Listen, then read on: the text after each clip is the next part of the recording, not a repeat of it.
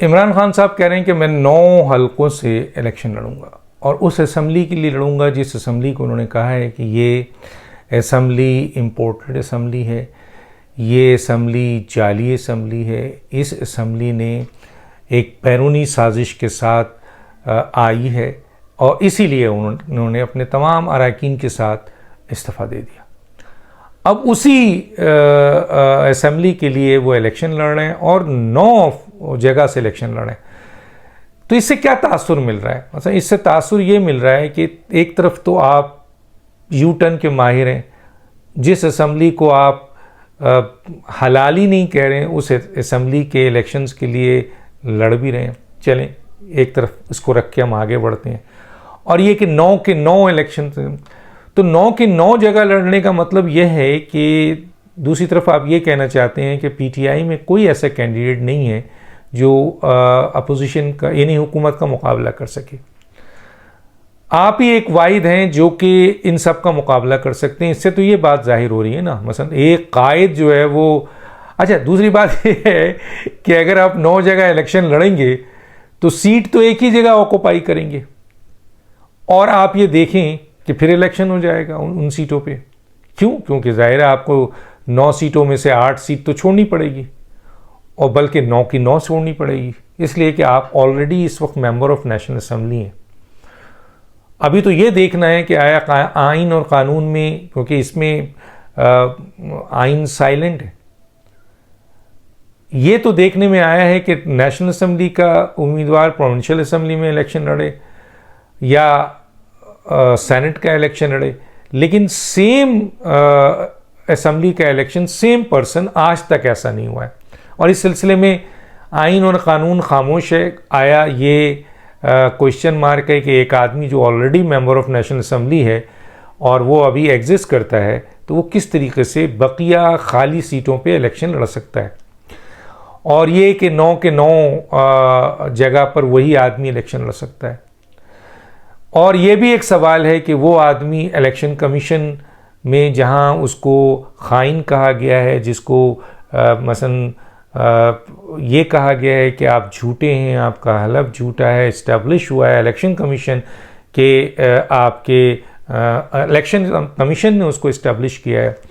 तो according to election commission ये बात इस्टेब्लिश है कि इमरान खान साहब जो हैं वो खाइन हैं, झूठे हैं, झूठा हलफ दिया है, वो सादिक और अमीन नहीं है। तो इस बुनियाद के ऊपर वो इलेक्शन कमीशन में ही अपनी अगर कागज़ात नामजदगी देंगे तो वो किस तरीके से एक्सेप्टेबल होगा? वो भी एक बड़ा क्वेश्चन है, बड़ा सवाल है।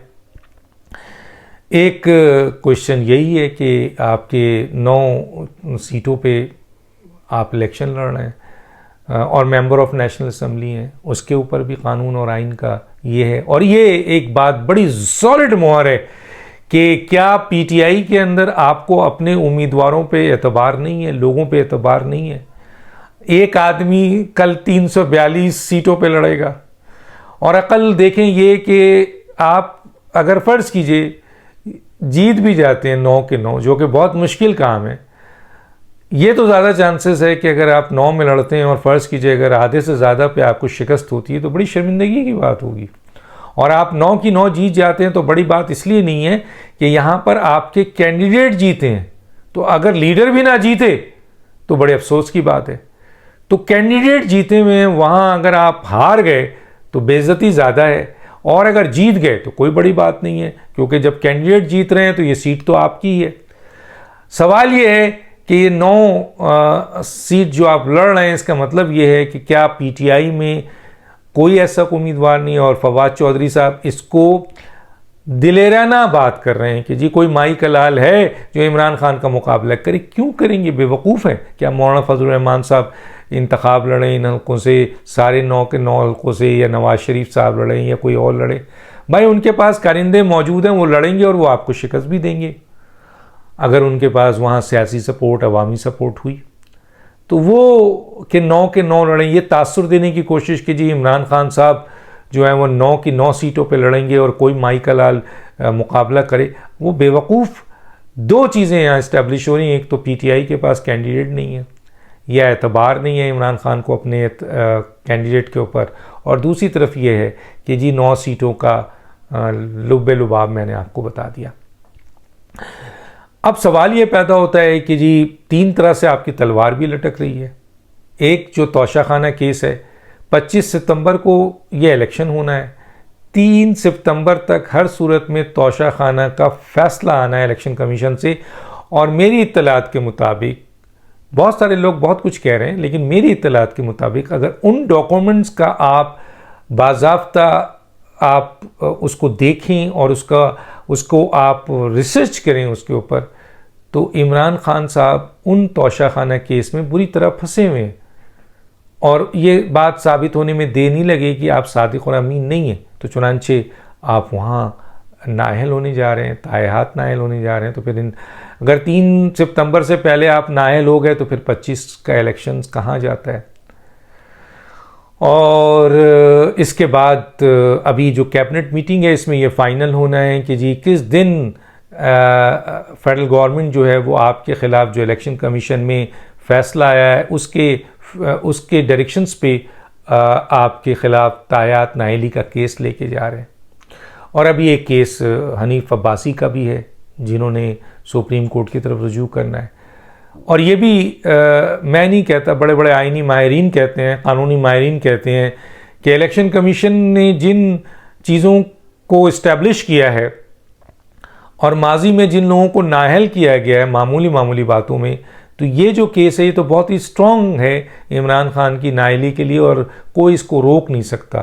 तो चुनांचे यहाँ पे भी आपकी नाअहली की तलवार लटक रही है, तो एक हनीफ अब्बासी पे, एक यहाँ पे और एक तोशाखाना पे। तो बज़ाहिर तो 3 तरफ से आपको सामना है नाअहलियत का, और आप शोर मचा रहे हैं कि जी 9 जगह पर इलेक्शन लड़ेंगे और वहाँ कागज़ात नामज़दगी भी जमा करा दी गई है। हालांकि मैंने इसके ऊपर डिटेल में बता दिया कि अभी बहुत सी चीज़ें क्वेश्चन मार्क है। और इस सिलसिले में जाहिर है जो आपके ओपोनेंट हैं वो मुख्तलिफ इशूज़ को उठाकर आपको आपके कागज़ात नामज़दगी को चैलेंज भी करेंगे। अव्वल तो ख़ुद इलेक्शन कमीशन, जिसके नीचे एक फ़ैसले में आपको खाइन और आपको सादिक और अमीन नहीं डिक्लेयर किया गया है और आपको आपके झूठा हलफनामा देने पर झूठा डिक्लेयर किया गया, वो इलेक्शन कमीशन खुद ब खुद ही आपके इस चीज़ को निकाल सकती है कि। लेकिन अगर चलें एतराज़ की बात होती है कि एतराज़ भी हो, तो एतराज़ तो कोई भी कर देगा।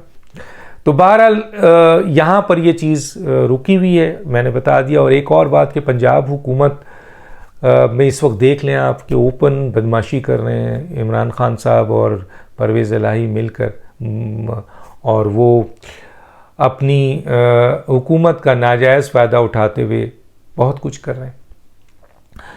अब इस सिलसिले में हुकूमत को, जो कि इस वक्त इत्तेहादी हुकूमत है, उनको शर्म आनी चाहिए कि इमरान खान को पंजाब की अभी हुकूमत मिले हुए 10 दिन नहीं हुआ है, उन्होंने पुलिस वालों को लाइन हाजिर कर दिया है, उन्होंने नोटिस इशू कर दिया है, गिरफ्तारी के लिए छापे हो रहे हैं और धमकियां दी जा रही हैं, ये हो रहा है, एक्शन हो रहा है। लेकिन जहां इमरान खान साहब तोशाखाना केस में, आपके इसके अलावा आइन शिकनी में, इसके अलावा इलेक्शन कमीशन ने इस्टेब्लिश किया, इसके अलावा फराह खान, गूगी खान और बहुत सारे केसेस में, प्रोजेक्ट्स में, 50 अरब वाले में, हर जगह पे मुलजिम बने हुए हैं, सारे प्रूफ मौजूद हैं, लेकिन मरकज़ी हुकूमत जो है वो तेज़ी से वहाँ एक्शन करने से घबरा रही है। बनी गाला में मफरूर झुका हुआ है, मुजरिम मफरूर है वहाँ पर, जो वांटेड लोग हैं, लेकिन आप रेट नहीं करते और यहाँ धड़ाधड़ रेट होता है। फवाद चौधरी कहते हैं कि अगर आपने उधर रेट किया तो हम इधर रेट कर देंगे। अरे भैया, आप कैसे रेट कर देंगे उधर, क्या नाम है, जहाँ मियाँ नवाज शरीफ साहब रहते हैं, जो भी रहते हैं। अगर आपको ये प्रूफ है कि वहाँ पे कोई मुजरिम छुपा हुआ है तो ज़रूर कीजिए, कोई वांटेड है ज़रूर कीजिए। लेकिन बनी गाला में तो इस्टेब्लिश हो रहा है, अरसलान खालिद वहाँ छुपा रहा, ये ड्राइवर जो आप शहबाज गिल का है वो छुपा हुआ है अभी, और इसके साथ साथ उस ज़माने में आपके शराब नोशी की केस में वो भी सुना था, अलीम अमीन गंडापुर भी छुपे थे। तो बनी गाला ऐसी जगह है जहाँ पर क्राइम करने वाला जाके मुजरिम छुप जाता है, तो हुकूमत वक्त वहाँ हाथ नहीं डाल सकती। और पंजाब में अभी 3 दिन की हुकूमत है इनकी और वो हर जगह हाथ डाल रहे हैं। तो लगता ये है कि जो पीडीएम के सीनियर तरीन लोग हैं, जो पीडीएम के सरबराह हैं, जब उनसे बात की जाती है तो वो कहते हैं भाई वज़ीर आज़म साहब और वज़ीर आज़म के चंद वज़रा जो हैं वो इन चीज़ों पे आगे नहीं बढ़ते हैं। तो इस बात से हम नतीजा ये अखज़ करते हैं कि वो मट्टी पाव करके अपनी हुकूमत को सिर्फ चलाना चाहते हैं। चंद वज़रा अपनी वजारत बचा रहे हैं और वज़ीर आज़म अपना वज़ीर आज़ा उज़्मा बचाना चाहते हैं कि किसी कॉन्फ्लिक्ट में नहीं है। कॉन्फ्लिक्ट नहीं है भैया, वो तो कानून को हरकत में ला रहे हैं और आपके पास कानून हरकत में आने के लिए तैयार है और बहुत सारे केसेस इस्टेब्लिश हैं। और पीडीएम के सरबराहों से जब बात की जाती है तो इस सिलसिले में कहते हैं कि भाई एक्शन तो वज़ीर आज़म ने लेना है। हम तो कह रहे हैं वज़ीर आज़म क्यों नहीं ले रहे हैं, उनके वज़रा क्यों नहीं ले रहे हैं। तो हम उस नतीजे पर पहुँचते हैं कि वज़ीर आज़म और उनके वज़रा को सिर्फ लगाव है अपनी हुकूमत को तूल देने से, इसीलिए उन्होंने तवील तरीन कैबिनेट भी बना दी है। तवील तरीन कैबिनेट है ये, 62+ आगे हो गई है। तो ये काबिले आप कहना चाहिए कि तवज्जो है। और ये हाँ, एक और बहुत बड़ी बात कि बनीगाला में एक साजिश है, एक साजिश तो पकड़ी गई है जो आपके शहबाज गुल का, और एक याद रखें शहबाज गुल का एतराफ़नामा किसी भी वक्त पब्लिक हो जाएगा। ये जो कह रहे हैं ना फवाद चौधरी कि इमरान खान का नाम प्रेशर किया जा रहा है कि इमरान खान का नाम दिया जा रहा है, भैया चंद घंटे 1 घंटे के अंदर अंदर शहबाज गिल ने जो तहरीरी एतराफ़नामा दिया है उसमें इमरान खान को ज़िम्मेदार ठहराया। आप पढ़ तो लें वो एतराफ़नामा, उसके बाद कहिएगा। तो आप पढ़ते नहीं, आप जाके मालूम तो करें, आप अपने वकील से तो कहें कि वो एतराफ़नामा तो ले। तो एतराफ़नामे में तो 1 घंटे के अंदर ही शहबाज गुल ने बता दिया था कि ये सारा कुछ इमरान खान साहब ने स्क्रिप्ट दिया है, उनके कहने पे हुआ है, पार्टी पॉलिसी ये है, मैंने तो वही बात की है जो पार्टी ने कहा, पार्टी पॉलिसी थी, मेरा क्या कसूर है। ठीक है, तो ये चीज़ तो आ गई है। उसके बाद ये चीज़ को रद्द करने के लिए कि कल अगर इमरान खान साहब का नाम सामने आता है तो कहा जाएगा कि जनाब ये तो प्रेशर डाला जा रहा था। हालांकि हक़ाइक़ यही है, हकीकत यही है कि सिर्फ 1 घंटे के अंदर बग़ैर छुए शहबाज गिल साहब ने, जो बहुत अपने आप को फन्ने खान कहते थे, अकड़ था, घुमंड था, बड़ा तकब्बुर था, उन साहब ने सिर्फ 1 घंटे के अंदर पुलिस को ये बता दिया कि ये सब कैसे हुआ था और इसके पीछे कौन है, और नाम भी ले लिया उन्होंने इमरान खान का। अब लेंगे, ले चुके हैं।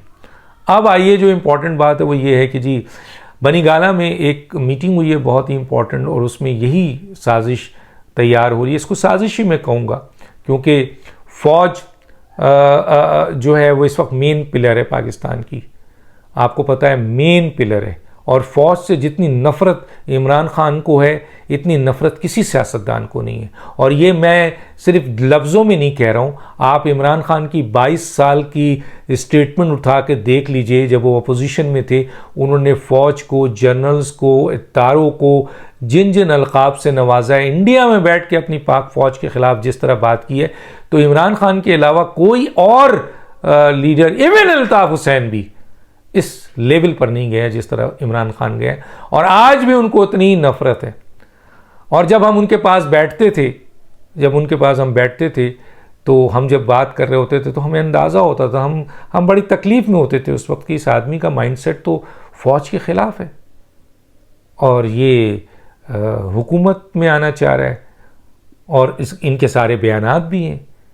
किस कदर ख़तरनाक इनकी स्टेटमेंट है, किस कदर ख़तरनाक सोच है, और वो चीज़ें अब आ रही हैं। तो बनीगाला में ये साजिश तो पकड़ी गई। अब इस साजिश को नाकाम करने के लिए तो वो अपना सारा हरबा इस्तेमाल करेंगे, लेकिन अपने उस टारगेट को जो कि शहबाज गुल ने कहा था कि फ़ौज के ख़िलाफ़ जो है वो पूरा एक ट्रेंड चलाना है। देखिए अरसलान खालिद को जो कि फ़ौज के ख़िलाफ़ एक ट्रेंड चला रहा था, सिर्फ फ़ौज को तकलीफ़ देने के लिए, फ़ौज की तरफ उंगली उठाने के लिए कि जो शख्स तुम्हारे ख़िलाफ़ ट्रेंड चला रहा था, हुकूमत उसे गिरफ़्तार करना चाहती थी, वो बनीगाला में छुपा, फिर वो पेशावर चला गया, वहाँ छुपा, और अब उसको वज़ीर आला पंजाब का मुआविन खुसूसी बना दिया गया है। और आपको सिर्फ बताना है इदारों को कि हमारे साथ जो वफा करता है वो मुआविन खुसूसी होता है। तो इसका मतलब है आप लोगों को उकसा रहे हैं कि जी हमारे साथ आओ फ़ौज के ख़िलाफ़ तो हम तुम्हें ओहदा देंगे। तो इमरान खान अगर कहीं स्टेटमेंट दे भी दें कि हम फ़ौज के ख़िलाफ़ नहीं है, तो ये ऐसा स्टेटमेंट है जो वो शायद नींद में देते हैं। अगर हकीकत में उनसे पूछा जाए कि फ़ौज के बारे में आपके क्या ख़यालात हैं, तो वो 22 साल के वो सारे स्टेटमेंट जो है ना फिर ज़िंदा हो जाते हैं। तो एक बड़ी साजिश है, और वो साजिश है फ़ौज के ख़िलाफ़ बगावत वाला, फ़ौज के ख़िलाफ़ नफ़रत वाला। देखें आज के जलसे में भी उन्होंने 14 अगस्त के इस अहम तरीन दिन को अपने मकासद के लिए इस्तेमाल किया है। लोग दानिश को याद दीजिए। अल्लाह हाफ़िज़।